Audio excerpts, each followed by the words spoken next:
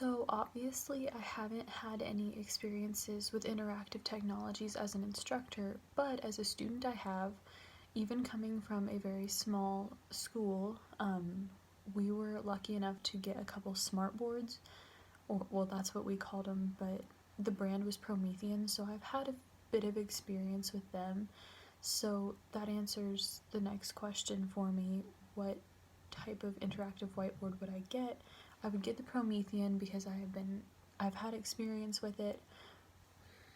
I know what I'm doing with it, and I just think that since I have a little bit of experience with it, it would be a lot easier for me to use instead of getting something new. With the remote, I would choose the iClicker because by visiting their website, it looks like it would be very easy to use. It also just looks like it's easy to maneuver through, which is always very helpful for someone who's kind of not so great with technology like me. And then with the interactive app, I would have chosen Kahoot just because it sounds like it is made, or not necessarily made, but it just seems like it may entertain younger grades and stuff, and that's exactly what I want to go into. So I feel like that one would be best suited for me.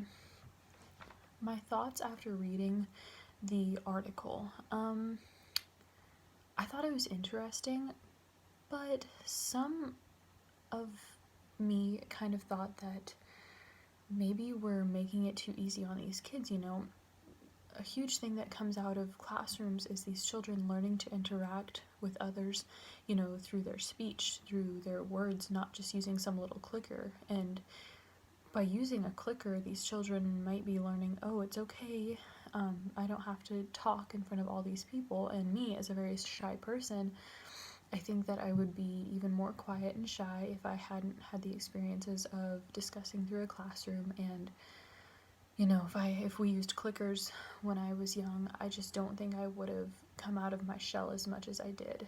And I think that it shows these kids that some of them may be scared to be wrong, and they don't have to show that fear through these clickers. I do think that it's a great idea in some aspects of learning and teaching, but I don't know if I personally would use them a whole lot in my future classroom.